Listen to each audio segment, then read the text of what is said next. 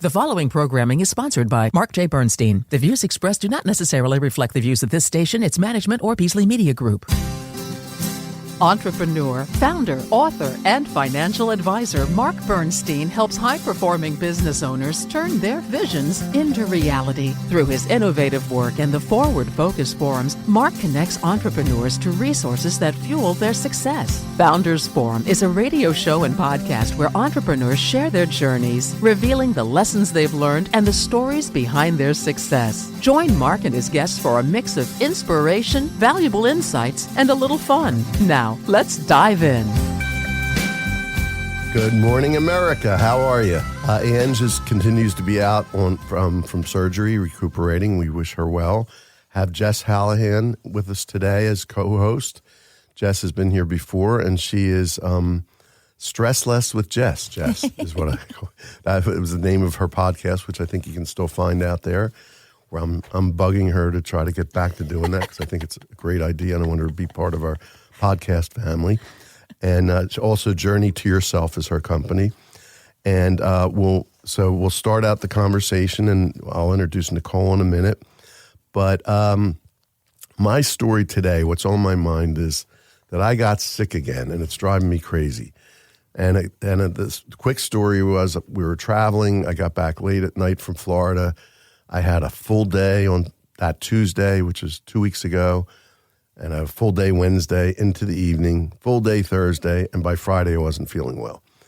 And so I'm starting to see a pattern because I think it's happened 2 or 3 times this year already. And I'm realizing that, I allow this to happen to myself. Of course, it's harder on planes these days because everybody's got all kinds of stuff. I've gotten COVID twice, I think, that way. But this turned out just to be a common cold, but the symptoms were worse at times than having COVID. A couple days ago, my throat's still a little funky, so Jess is going to help me out. I may get quiet during the show today, which some people might really enjoy. But anyway, so or I might have a lozenge in my mouth. And I was telling the ladies in the studio with me that Bill Clinton does it all the time. You can hear him when he speaks, so I may have to get away with that. Anyway. Felt like I had glass in my throat. It was so bad a couple days ago. Went to urgent care. They said, you don't have strep throat, you have a cold. So I'm like, why does this keep happening? And I can see what happened, and I see what I have to do going forward to protect against that. Jess, thoughts on that since you're helping people deal with stress all the time? I have thoughts on this. Of course. So first off, our physical response is our first response. We have to really start to listen to our bodies. And so my mindset is your body is telling yourself that you need to find that time to relax in between things. And we're always on this go, go, go mindset, whether it's like, okay, I just got back from Florida, so now I have to make up for all the time that I missed. And so now I'm on this go, go, go mindset. Exactly. And before Nicole and I hopped on today, we talked about the transition period. And so are you setting a transition period from vacation, but also when I come home from work or when I'm switching different hats on, because we all have multiple hats. So are you giving yourself those transition periods? FOMO is a factor too. So everyone knows what that is, right? Yes. So, it runs in my family. It's like genetic. So don't want to miss anything. But I do realize that because I do pay attention to physical symptoms. The problem is I didn't have them for a few days. I was like, oh, this is going great. I did this pretty well. And then boom, and that's what happens, It's the stress after the stress is what I always say, right? So, and Nicole, your thoughts. I know you have thoughts on this as well. I sure do. As someone who also likes to live a very full life, I can appreciate the need for paying attention to rest, even though sometimes it's not what we want to do. And the way I've found success in doing so in my own very full, very hectic world is by doing a few things like scheduling in every quarter a couple of days to completely unplug.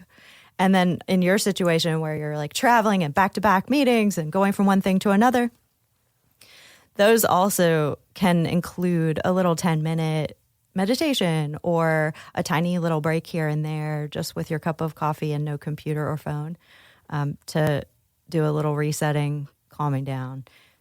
It's hard though. I have talked on the show, and Jess knows this. I actually meditate twice a day religiously. I'm good about. That's the one thing I'm good about. But So because of that, I think I can keep going. So it's not the whole answer. It's part of the answer. Absolutely. So, well, thank you, Nicole. So our guest today is Nicole Dery. Dery, right? MAAPMP. Because I never really asked you how to say your last name properly, but it's Dery. That's it. You got it. Founder and principal of Allelo Design. Mm-hmm. I said that right, too. And her cell number is, no, I'm kidding. It's on my sheet. I'm just joking. So Nicole Dery is a design strategist and founder of Allelo Design, a user experience and interaction design studio, helping climate tech companies create digital products that drive positive impact. I just have to stop. I love this. We're having so many people on the show, young people. This is so encouraging to me that lots of these very industrious businesses like yours are about, creating positive impact on the world. And climate, I think, is something we really have to watch out for, and I think it's great. So with over 17 years of experience leading human-centered research and design initiatives across Fortune 500 companies, government agencies, and startups, she combines her training as an applied anthropologist, which is very interesting, with her passion for using design to tackle complex challenges like climate change. So welcome, Nicole. Thank you. Great to be here. Give us a little history of how you got there, your education, your background, and what led you to start this company. Sure. So as we were just chatting about, I'm a Southerner. There it is. That's what I wanted to hear. Born and raised in North Carolina. I actually am a high school dropout. Oh, really? Although I have a master's degree and quite a lot of educational training at this point in life. Interesting. But I had a kind of a... So you dropped out, went back to school? I dropped out, went back to school. Yeah, I had a challenging childhood. I was kind of a wild child. And let's get into that a little bit. School saved me. Let's talk about that. Okay, go ahead. School saved me. When I went back to school, I was a more of a young adult, and I had been in the workforce a while, so I could appreciate the value of school. I fell in love with anthropology because it was about everything, and I'm interested in everything, speaking of FOMO. So I studied it, went on, got to graduate school. Anthropology is about the study of humans, meaning it can be about anything. And I got really interested in the interaction between people and their environment. So I started studying that in graduate school, and afterwards I worked in academia looking at how the interactions between people and their environment affected things like policy. Then I got into design because I was very interested in using the knowledge that these research methods could generate to actually drive positive change. And did you study design? Mm-hmm. Okay. And I've always worked in design as a researcher. Design research is a very important component of design. Many people who are designing things need to understand what they're designing for, and the future that they're designing for is dependent on what the current state is and the problems people are experiencing in the current state. So you have to have a really solid knowledge of the current state in order to design well. I've worked in design research my whole career, lots of different contexts, consulting, government, small firms. So what prompted you to start this company? Well, during the pandemic, I was working with Ernst & Young in a design studio that they run. And were you a contractor then, or were you employed by Ernst & Young? I was employed by Ernst & Young for several years. Okay, interesting. And I was working with one of the organizations that was working on the vaccine for the pandemic. And so it was extremely high intensity, which always was the case in Big Four consulting. Right. But this particular project was extremely high intensity because they needed to completely transform their digital operations for their manufacturing for the vaccine. And it was under a lot of time pressure because obviously people were dying and we needed to generate the ability to manufacture these vaccines and distribute them at scale. That work both exhausted me and thrilled me. And so when everything started to calm down a bit, I decided that I wanted to use this power that I knew existed in design and in design research and in digital design to continue to have an impact like that work did. So I this started is a Allelo. post-pandemic company then. Yeah, well, we started in 2022. Gotcha. Yeah, we're pretty new. Interesting. Jess, would you like to take up from here? Yeah, of course, of course. This is so amazing what you're doing. Thank you for what you're doing. Can you explain a little bit of how you are helping them create an impact? Yes. So we're working with climate technology companies, and they're generally aiming to have some sort of impact by the very nature of what they're doing. So an example would be a tool that we recently redesigned, which is enabling people to do energy audits who aren't trained energy auditors. So it's like making energy audits easily accessible to anyone. And So somebody within a company is an example? somebody within a company or somebody, they're for small commercial buildings, these audits. Audits are different. There are different kinds of them. So this is for small commercial buildings. So somebody within a community could go in and do an audit, for example, of their church or their community center. So it's basically enabling people to do these energy audits, which are very difficult and expensive and inaccessible for some communities. So they're not only having an impact on carbon emissions because the energy audit gets done and savings are identified, but they're also having an impact on the communities because people have access to doing this work in the new energy economy that they wouldn't have otherwise. So that's an example. We helped design that tool. It's basically a digital tool, like an app. Anything that you might use on your phone, you could think of as an analog. Wow, this is great. Good. What does your company look like today? You have a partner, I believe. And I do. I have a co-founder. We have about 12 folks that we collaborate with regularly. And we also have a pretty extensive partnership network. We're big believers in, especially in climate, partnership is more important than competition. So we're very connected to other agencies that do adjacent work like branding and marketing. We're also connected with organizations and other companies that are engineers and build digital products. We do front end design, so we don't actually build the products themselves. Well, I believe you are the future because collaboration. I've had somebody on the podcast before who has her own podcast named Lois Sonstagard. And she works a lot with manufacturers and she works in healthcare. And she talks about, for a lot of different reasons, collaboration is the way forward because that's the way you get the best talent. It's a way to control costs. It's a way to, to beat international competition or whatever else is going on. So I think that it's brilliant that you do that. So it really sounds like you're a company of independent contractors and collaborative partners. Yes. Interesting. So do you, and this is one Jess may want to explore a little bit, but I just want to ask you about company culture because I have the sense you still have a culture. Oh, yeah. Even though you're not in office and you really don't have employees as such, right? We have a very strong company culture. And designers in general are pretty committed to having a collaborative culture in any engagement that they're involved in. So it's a norm in the design field for culture to matter. And we absolutely care about that. What does that culture look like? Yeah. How are you measuring your company culture? How are you saying, how do I know that you have this positive company culture? Explain a little bit. Well, we do. Measuring is an interesting idea.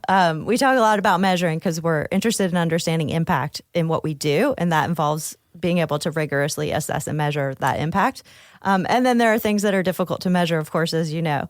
So we evaluate the effectiveness of our culture in a number of ways. One of the ways is by asking our clients how they feel about working with our people.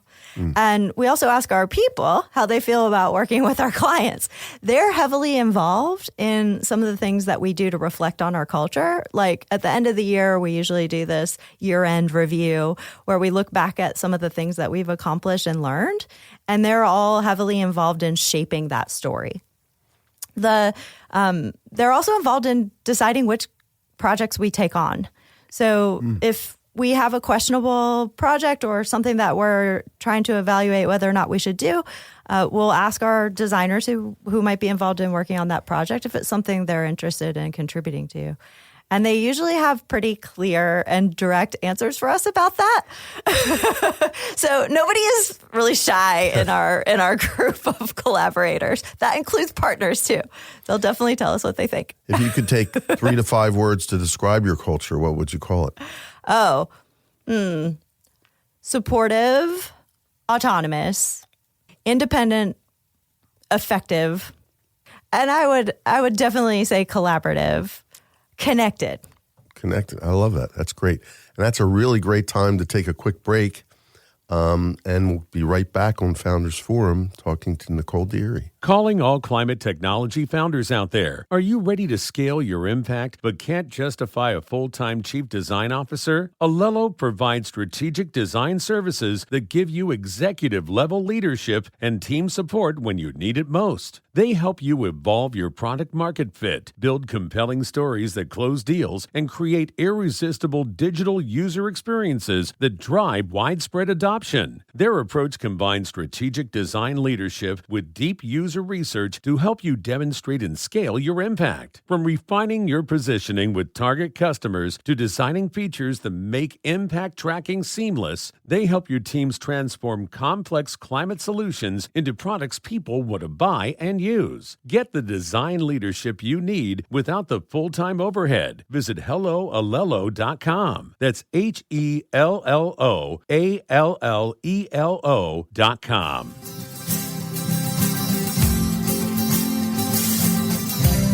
Great minds. We're back. Just talking about great minds because Jess is going to take it and she's, as usual, on the right track. So go ahead. We're on the same page. All right, Nicole. So growing a business, you were, in the corporate world, and you decided to start your own journey. What are some challenges that you feel like you've overcome from starting a business to where you are now? So many. Well, one of them is learning the value and importance of focus. It's been really challenging not to get pulled in 27,000 different directions every moment of every day. And as a business owner, I'm required to wear many, many hats and know about many aspects of the business beyond just the execution of the work. So that has been a huge challenge. I'm not sure I've overcome it, but I'm in the process of working on overcoming it. There's also always challenges with being able to build the pipeline.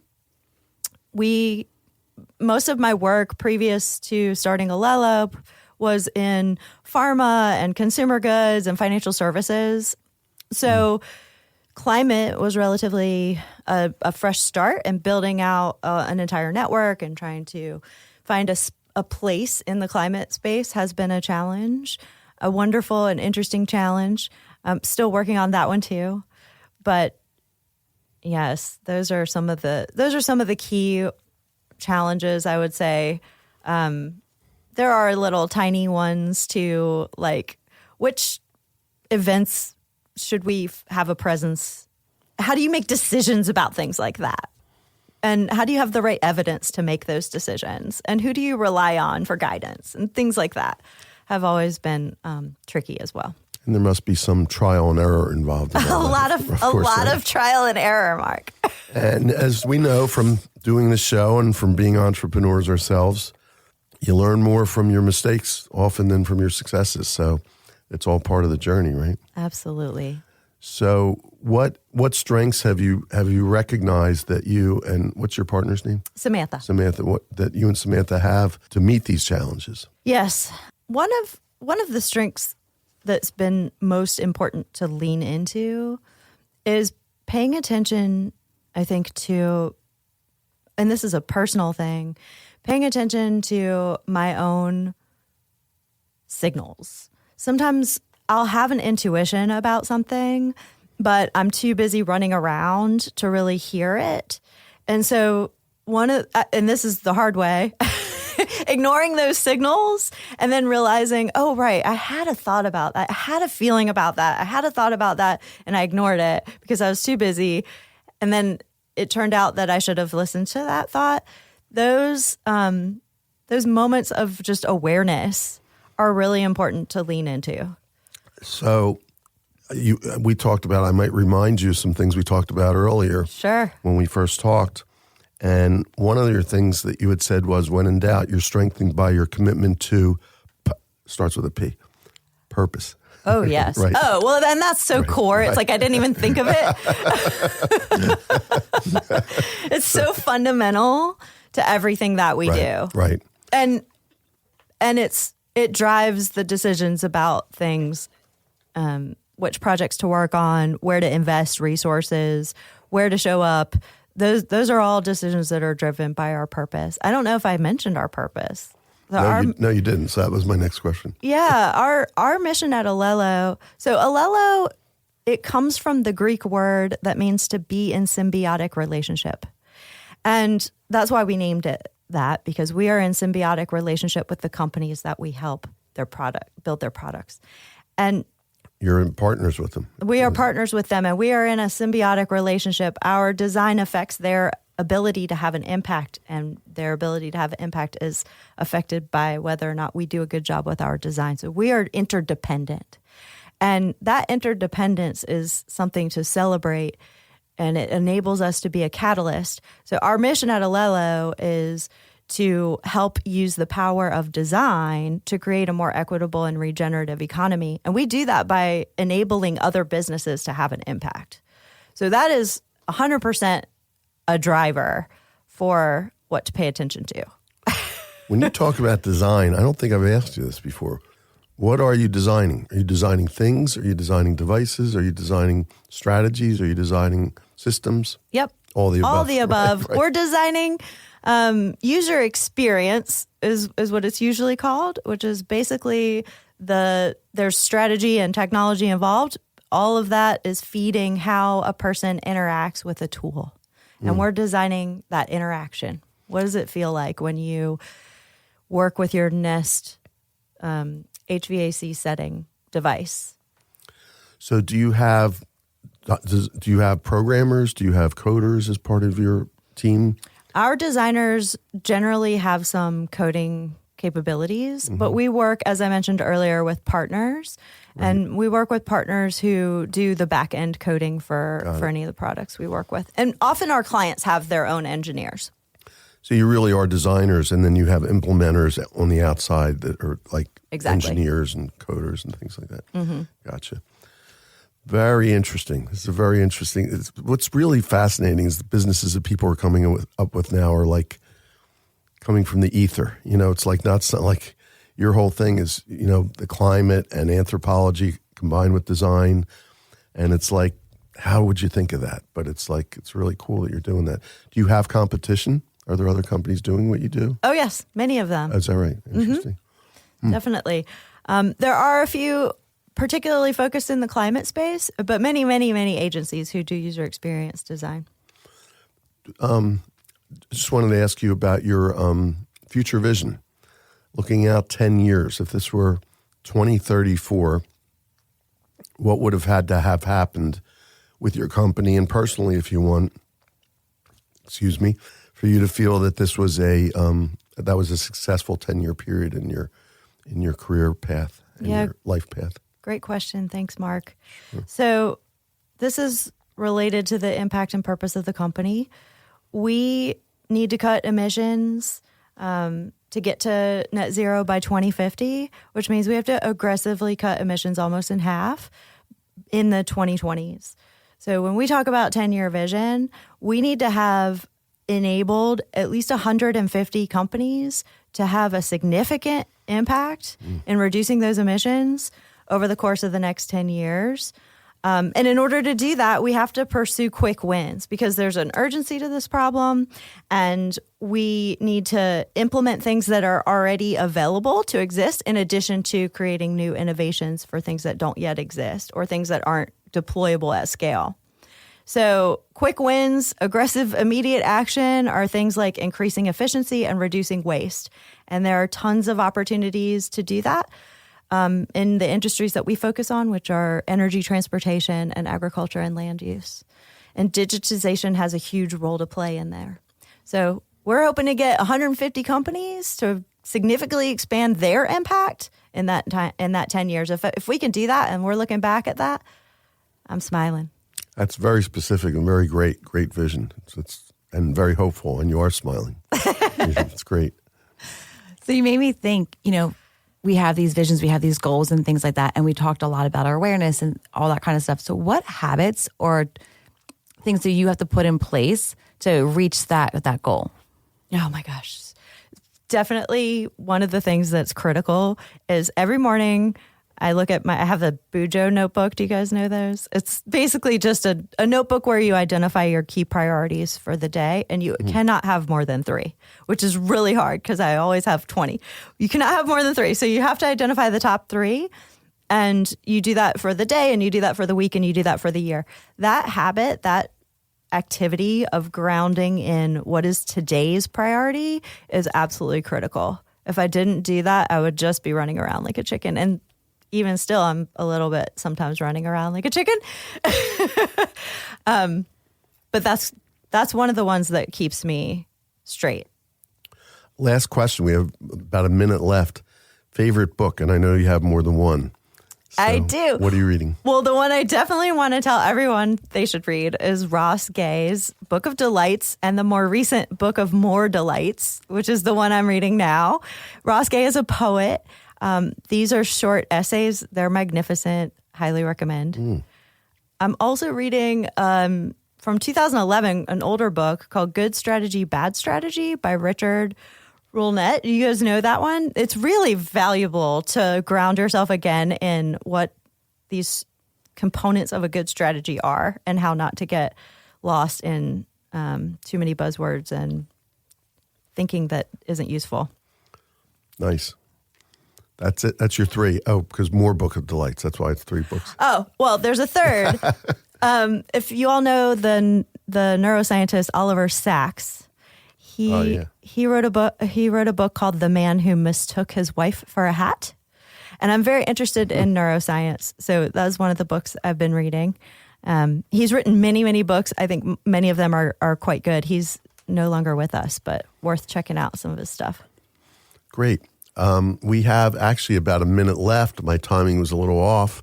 Great. What kind of music do you listen to? I'll bet you're a music person. Oh, I am a music person. I listen to pretty much everything. Really? My latest for running is Sophie Tucker. Do you all know that? It's very dancey. Is it EDM type of dance music? Is it? No. I'm not exactly sure how I would describe it. It's got a bit of sort of Brazilian Sophie rhythm. Tucker's a great name, by the way. Yeah, definitely check them out. You can Spotify them. Cool. I love that. Well, I think that's about it for today, and so great to have you here. It's been a delight, Nicole. Thank you you were so great. much. No need for you to have been nervous. You did a great job. Thank you. And we thank you all for listening, and we look forward to seeing you next week on Founders Forum. And you can hear us on WWDB AM in Philadelphia and on your favorite streaming service. We hope you enjoyed your time with Founders Forum and that you found value to take with you throughout your day. Join us again next week for another episode of Founders Forum on WXKB 1039 HD2.